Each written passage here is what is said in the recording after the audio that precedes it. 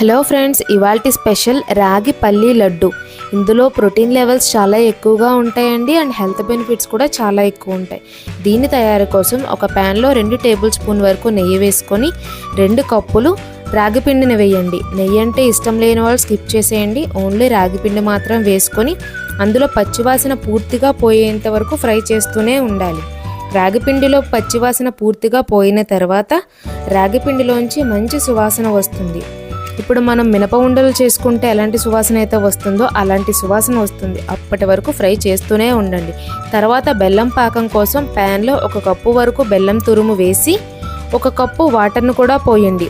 పోసిన తర్వాత గరిటెతో కదుపుతూ బెల్లం పాకం ముదురు పాకం కాకుండా లేత పాకం వచ్చేలా కదుపుతూ ఉండండి.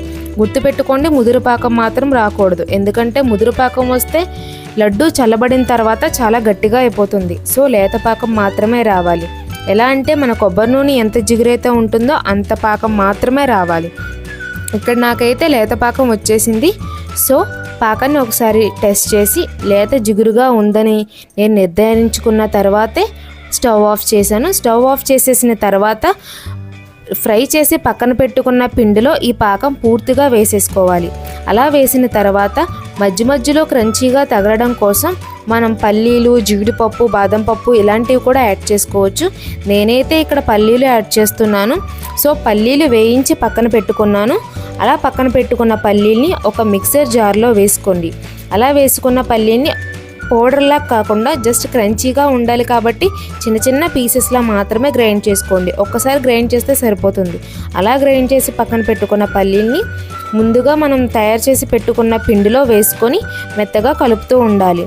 స్పీడ్గా కలపాలి, లేదంటే బెల్లం పాకం ముదిరిపోతుంది, చల్లబడే కొద్దీ గట్టిపడిపోతుంది. కాబట్టి పిండిని అంతా దగ్గరికి చేర్చి బాగా కలుపుతూ ఉండలుగా చేసుకోవాలి.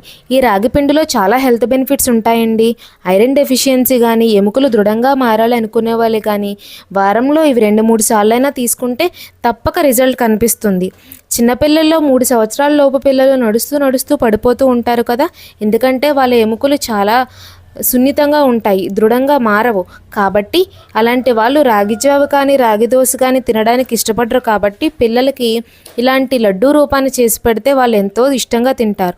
పిల్లలు కానీ పెద్దవాళ్ళు కానీ ఈ లడ్డూని తినడానికి ఇష్టపడతారు. కాబట్టి వారంలో 2 సార్లైనా చంటి పిల్లలకి ఇలాంటి లడ్డూ చేసి పెట్టడానికి ట్రై చేయండి. ఎన్నో హెల్త్ బెనిఫిట్స్ ఉంటాయి. వాళ్ళకి ఎంతో హెల్త్ పరంగా చాలా హెల్తీగా ఉంటారు. ఇప్పటి వరకు ఈ వీడియోని చూసిన ప్రతి ఒక్కరికి కృతజ్ఞతలు. ఈ వీడియో నచ్చితే మా ఛానల్ని లైక్ చేయండి, షేర్ చేయండి, సబ్స్క్రైబ్ చేయండి. ఇలాంటి మరిన్ని వీడియోస్ చేస్తాము. Thank you.